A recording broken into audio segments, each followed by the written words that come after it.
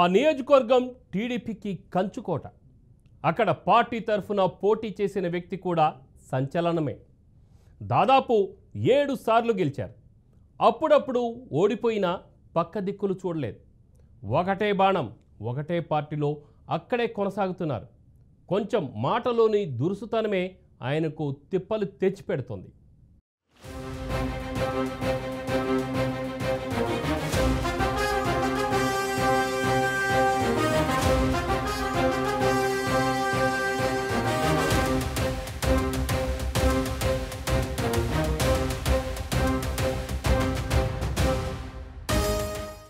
ఉమ్మడి విశాఖ జిల్లాలోని ప్రత్యేకమైన నియోజకవర్గాల్లో ఒకటి నర్సీపట్నం. 4 మండలాలు ఉన్న నర్సీపట్నంలో దాదాపు 2.5 లక్షల మంది ఓటర్లు ఉన్నారు. పర్యాటక అభివృద్ధికి అన్ని అనుకూలతలు ఉన్న ప్రాంతం. నర్సీపట్నం పేరు చెప్పగానే టక్కున గుర్తొచ్చే పేరు మాజీ మంత్రి, ప్రస్తుత శాసనసభ స్పీకర్ చింతకాయల అయ్యన్న పాత్రుడు. టీడీపీ ఆవిర్భావం తర్వాత పార్టీ వ్యవస్థాపకులు ఎన్టీఆర్ పిలుపుతో రాజకీయాల్లోకి వచ్చారు. పోటీ చేసిన తొలిసారే గెలుపొందారు. ఎన్టీఆర్తో కలిసి అసెంబ్లీలో అడుగుపెట్టారు. అప్పటి నుంచి నర్సీపట్నంలో టీడీపీకి తిరుగులేదు. 1989, 2009, 2019లో మినహాయిస్తే మిగతా దాదాపు అన్నిసార్లు టీడీపీయే గెలిచింది. అయ్యన్న పాత్రుడు మొత్తం 7 సార్లు ఎమ్మెల్యేగా గెలిచారు.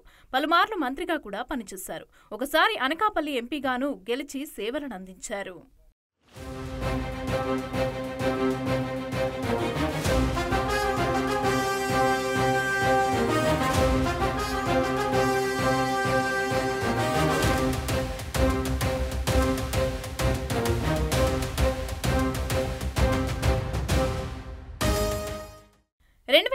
ఎన్నికల్లో కాంగ్రెస్ అభ్యర్థి బోలెం ముత్యాల పాప చేతిలో అయ్యన్న పాత్రుడు ఓడిపోయారు. 2014 ఎన్నికల్లో గెలిచినా మళ్లీ 2019 ఎన్నికల్లో మరోసారి పరాజయం పాలయ్యారు. వైసీపీ అభ్యర్థి పెట్ల ఉమాశంకర్ గణేష్ చేతిలో ఓటమి చవిచూడాల్సి వచ్చింది. 2024 ఎన్నికల నాటికి నర్సీపట్నం రాజకీయ ముఖచిత్రం మారిపోయింది. కూటమి అభ్యర్థిగా అయ్యన్న పాత్రుడు పోటీ చేసి మంచి మెజార్టీతో విజయం సాధించారు. సీనియర్ కోటాలో ఖచ్చితంగా ఆయనకు మంత్రి పదవి వస్తుందని అందరూ భావించారు. కానీ పార్టీ అధినాయకత్వం ఊహించని షాక్ ఇచ్చింది. మంత్రి పదవి ఇవ్వకుండా రాజ్యాంగబద్ధమైన పదవి స్పీకర్ పదవిలో కూర్చోబెట్టారు.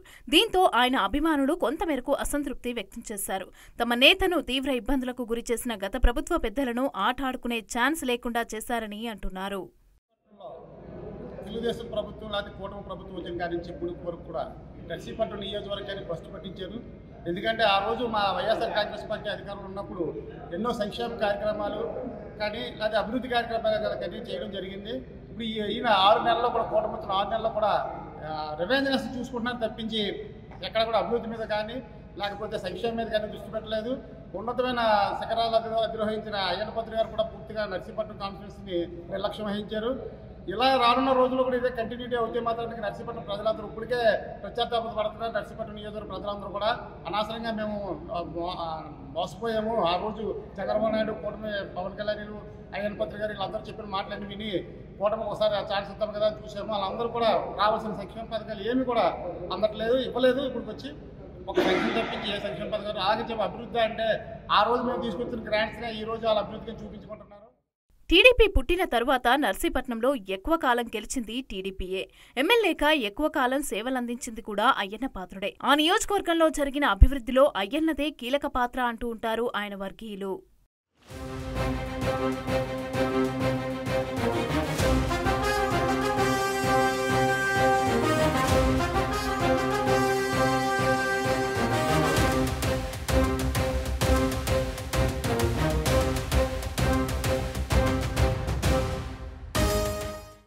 2019-24 మధ్య అయ్యన్న పాత్రుడు చేసిన రచ్చ అంతా ఇంతా కాదు వైసీపీ మీద.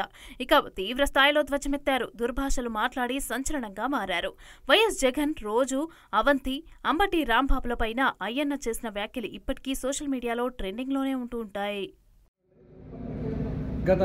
గత ప్రభుత్వం జగన్మోహన్ రెడ్డి హయాంలో ఒక వాలంటీర్ వ్యవస్థ, సచివాలయ వ్యవస్థ ద్వారా ప్రతి ఇంటికి పథకం చేరేలాగా డిజైన్ చేయడం జరిగిందండి.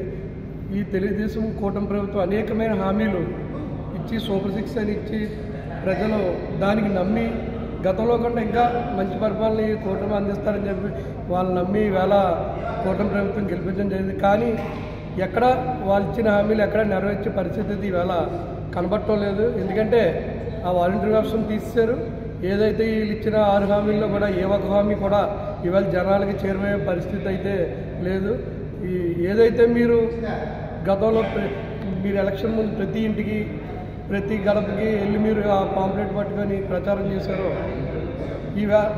ఈవేళ మీరు గవర్నమెంట్ ఫామ్ చేసి ఈవేళ కూటమి ప్రభుత్వం వచ్చాక దాన్ని అన్ని విస్మరించి ఈవేళ మీరు పరిపాలన సాగిస్తున్నారు. తన నోటి మాటలతో వైసీపీ ప్రభుత్వంలో అయ్యన్న తీవ్ర ఇబ్బందులు ఎదుర్కొన్నారు. ఇక వైసీపీ ప్రభుత్వం అయ్యన్నను తీవ్రంగా వేధించారు అనేది ఆయన వర్గీయుల వాదన. ఆయనపై పలు కేసులు కూడా నమోదు చేశారు. ఇంటి గోడ కోసం మున్సిపల్ భూమిని ఆక్రమించుకొని కట్టారని అభియోగం మోపారు. ఆ విషయంలో అరెస్టు కూడా అయ్యారు. అన్నింటికీ మించి అయ్యన్నపైన బలాత్కారం కేసు నమోదవ్వటం సంచలనంగా మారింది.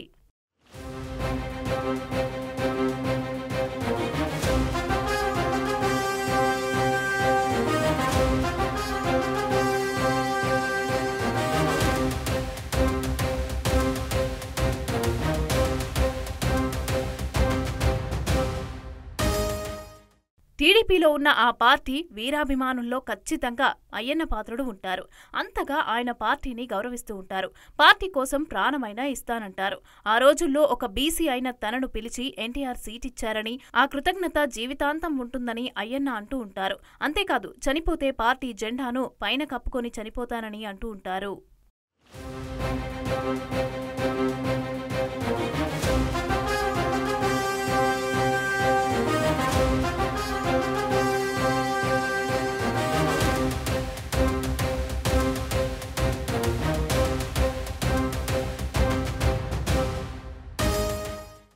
టీడీపీలో అత్యంత సీనియర్ అయిన అయ్యన్న పాత్రుడు ఈ 5 ఏళ్లు స్పీకర్గా కొనసాగనున్నారు. ఇక దీంతో విపక్షాలపైన ఆయన విమర్శలకు చెక్ పడినట్లయింది.